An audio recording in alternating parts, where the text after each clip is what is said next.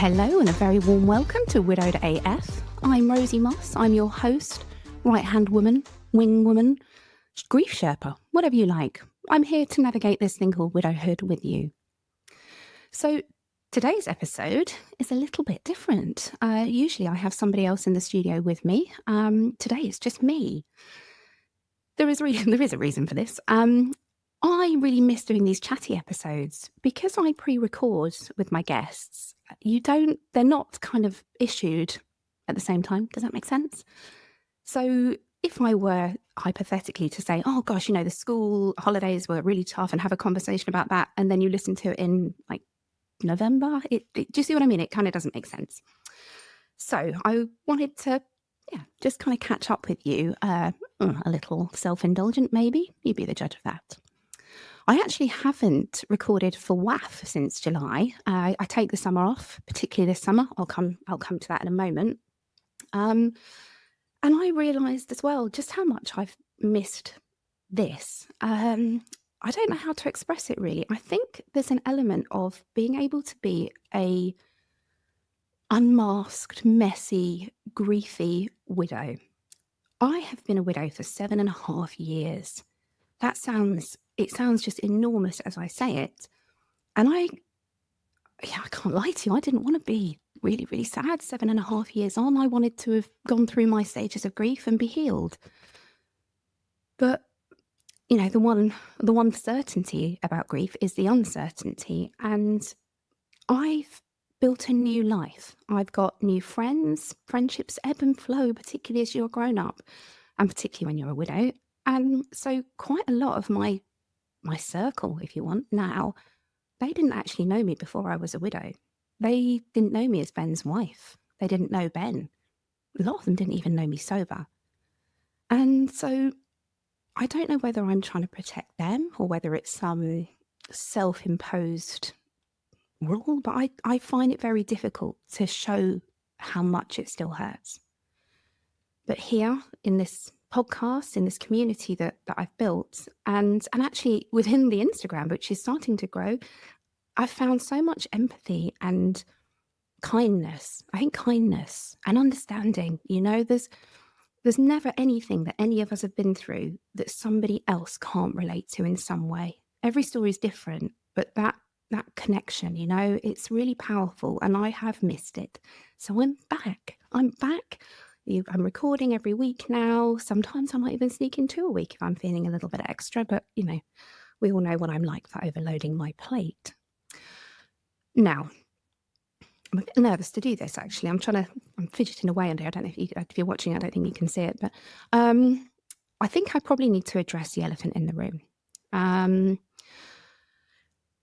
John and I have separated. I did mention it I sort of dropped it into an episode a little while ago, but I think I probably do need to, tackle it. I for obvious reasons, I can't, and I don't wish to talk about this in any great detail. But unfortunately, in January, we separated, and we are now going through the divorce process. It's been really difficult. It's been really difficult. I think falling in love is a gamble, right? Anyway, even if you haven't been through any kind of hell, falling in love when you're widowed and you've lost your soulmate, that's a massive, massive gamble, and it's scary. And what happens when that doesn't work out? I think, what happens then? And in our situation, it was nobody's fault. We just, we both changed an enormous amount. Again, I don't want to go into too much detail.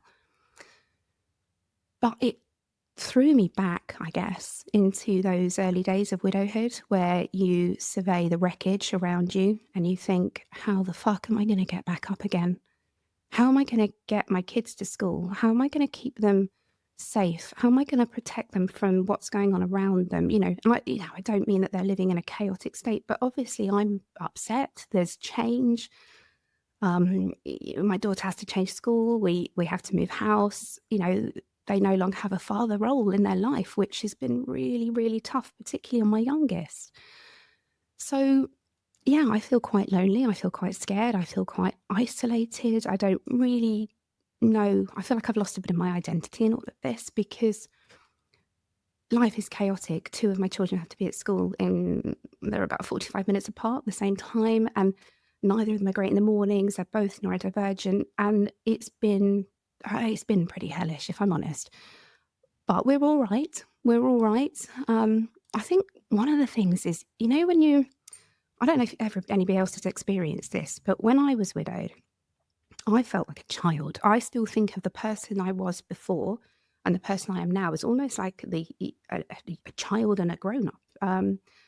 At least that's what I thought. And then when all this happened, I find myself looking around. Where's the grown-up?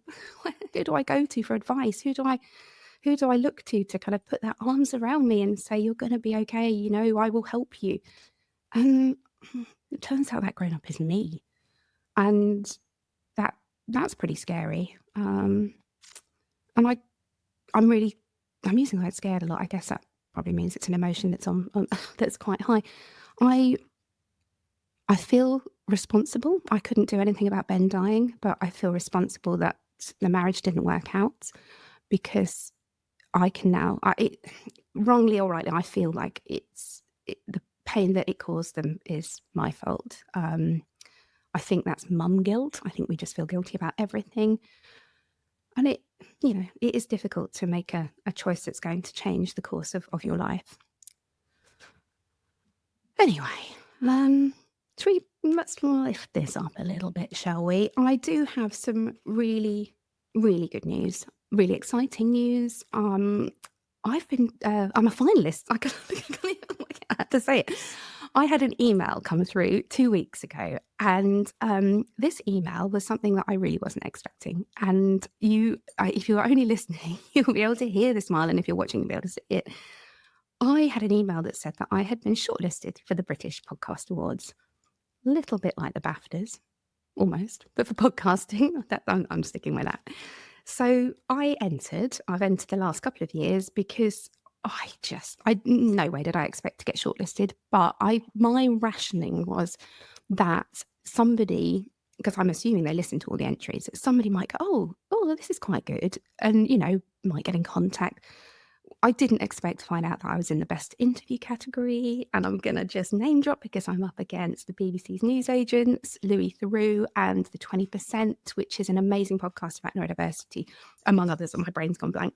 So just the fact that somewhere in a room, I've got this picture of all the judges sitting around with headphones on, I don't imagine it's like that, and they're listening to these applications, and they've got the likes of BBC and Louis Theroux, and somebody says, oh, hang on a minute, listen to this one.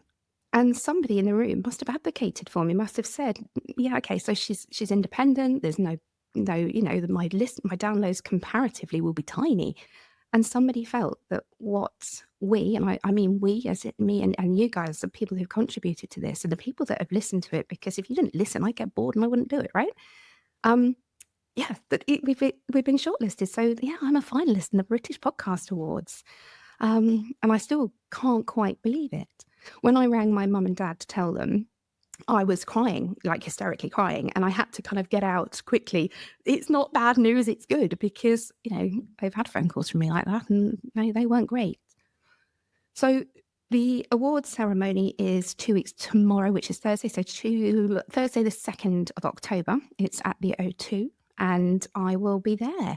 I'll be going with my best friend and my mum and dad, of course, my mum and dad. It's quite funny because they're both journalists by trade, and my dad broadcasting. But I don't know, as the podcasting genre, I don't know if they quite understand what goes on here, and being able to ring them and say, I've been recognised by the industry. Yeah, they're really proud. I mean, they're quite proud anyway. They're my mum and dad. They're awesome. So outfits, that's quite a big one. Somebody has given the dress code as smart casual, which is the worst dress code ever, because what do you do? Do you go in jeans? Do you go in sequins? I will probably go in sequins, if I'm honest. I think this could be a once in a lifetime opportunity. I've never been to an award ceremony. I've never won an award for anything. So yeah, I think this is my time to literally shine. Sequins. Now, what else do I have to tell you? Oh God, this is like the Rosie Bragathon. I have also got a book out. Some of you may have seen on Instagram because I'm trying to be a little bit more proactive there. But yes, I signed with an independent publisher earlier this year. The book is now finished, just waiting for the final formatting and little tweaks and things, and then I should have some advanced copies in my sticky little hands, which is again really really exciting. It was a childhood dream of mine to write a book. I used to make tiny little books and populate them with little stories, and I did my degree in journalism. I've never really had the confidence to write. I think I'm going to blame the ADHD to a certain extent because there's that element of not being able to get started. Like, where do you start? And I think the enormity of it just terrified me. And it was, I don't know, maybe a year ago, I sort of found myself thinking, I've done a load of research into a part of society that has never really been studied. There is, to my knowledge, and I'm happy to be corrected, but there is no body of work researching into the experience of being widowed. And I think to date I've spoken to nearly 200 of you. So it felt wrong to not do something with this. So the book it's a hybrid. It's part memoir. The first chapter is my story. And then I go on to talk through the traditional 5 stages of grief. And then there's lots of other chapters. Chapters about widows fire. There's chapters about parenting, guiding your children through, about meeting new partners. Oh, there's chapters dedicated to suicide, to assisted dying. So it really is the kind of guidebook that I wish somebody had put in my hands back then.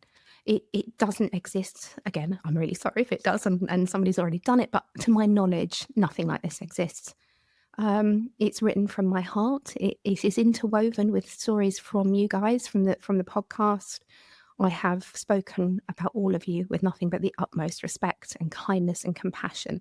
My only regret really is that I've recorded so many incredible interviews since I finished the book that I kind of want to do another one.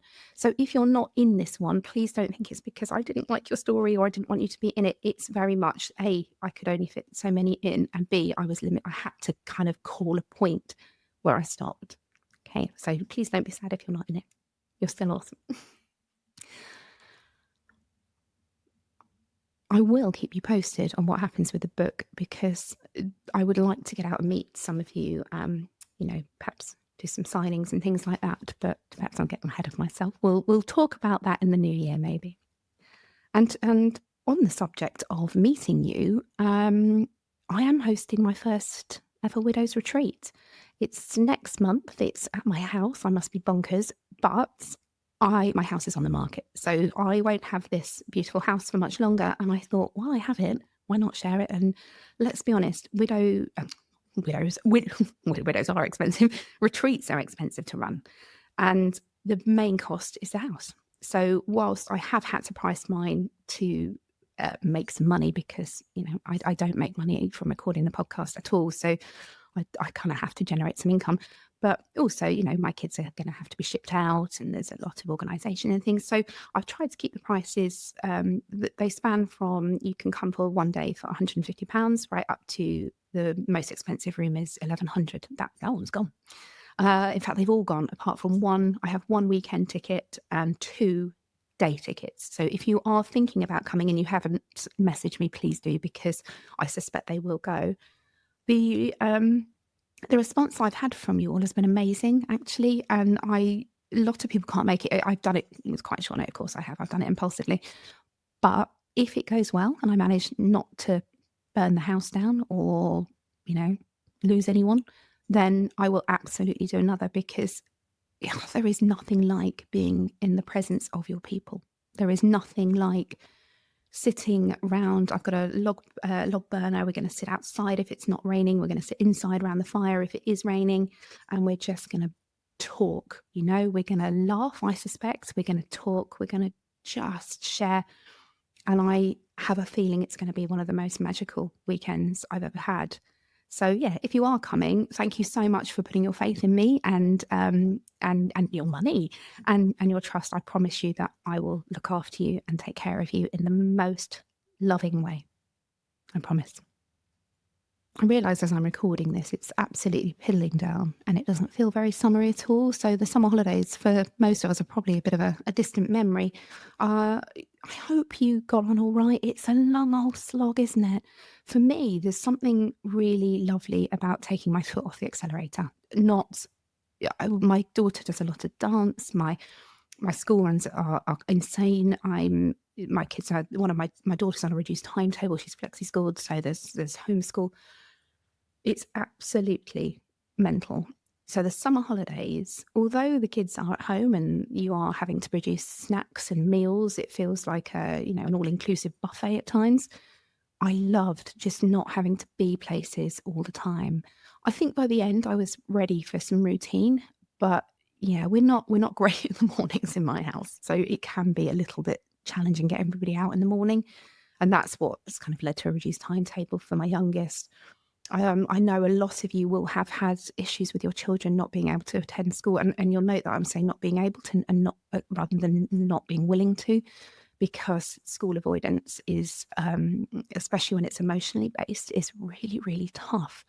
And when your child is struggling, you want them to have the structure of being in school. You want them to have the socializing. You want them to obviously be able to access an education. But what if they're crying and sobbing and saying they want to be with you? What if they're dysregulated at school? And ultimately, my daughter's school have said they aren't able to meet needs. Her neurodiversity, which she was diagnosed a little over 2 years ago, I think, or maybe a year ago. God, I don't know. I don't even know who I am. And in much the way that her brother, when Ben died, his autistic traits became more pronounced. He was, I guess, much like a lot of us when we were unable to mask.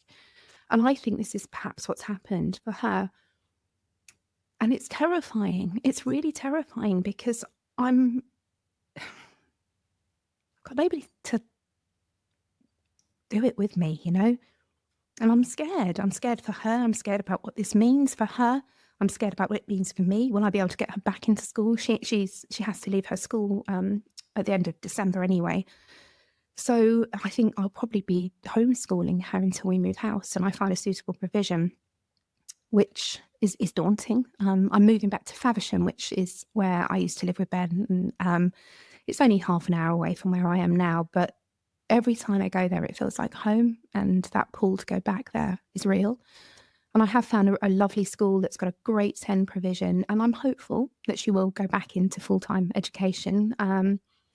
But yeah, it's hard because you can't help but feel that you're failing, that you're not able to do this one basic fundamental part of motherhood, give them breakfast, get them to school on time. And I can't do that at the moment. It's just not possible. The schools, but all the kids' schools have been really supportive, but I want to be the perfect mum. I want to be good enough. And sometimes you're not, and you don't feel like you're good enough. I made that sad, didn't I? My eldest is also going into GCSE years, so pray for me, please. We'll have the first of what I imagine will be many meetings about GCSEs next week. He's a smart kid. And my main worry is that he will put too much pressure on himself because he knows he's smart. He wants to do well. He wants to go to a good university. And apologies to any GCSE teachers out there. My view is that they need 5, right? They need 5 to do A-levels. And then you do your A-levels and you then either go off to university or you go do your job or, whatever your career path may be. So I sort of said to him, focus. You unfortunately got to get maths, and that's the only one he struggles with. So I will probably have to support him a bit then. Not me. Definitely not me. I had a maths tutor for my GCSE. But yeah, I don't want him to burn out. I don't want him to, he's 15, all this pressure. They're too young. That's an issue for another episode, isn't it? But yeah, it's supporting your children whilst you are struggling. It's even the practicalities, right? So my school, I get home from school around about 10 and then I have to go back from school around at 1:30. So there's not a huge amount of time. And again, there comes that pressure. Is my house clean enough? Have I washed my hair for the last 3 days? Have I booked dentist appointments? Have I don't know, paid the council tax? Just this myriad of stuff that's there all the time, and sometimes it's tough when you're on your own. So I get it. If you're struggling too, I'm here. Please do get in touch if you want to. I'm always grateful to hear from you. And actually, do you know what would be really interesting, I think? If you have or are going through a relationship breakdown post widowhood, I would like to talk to you.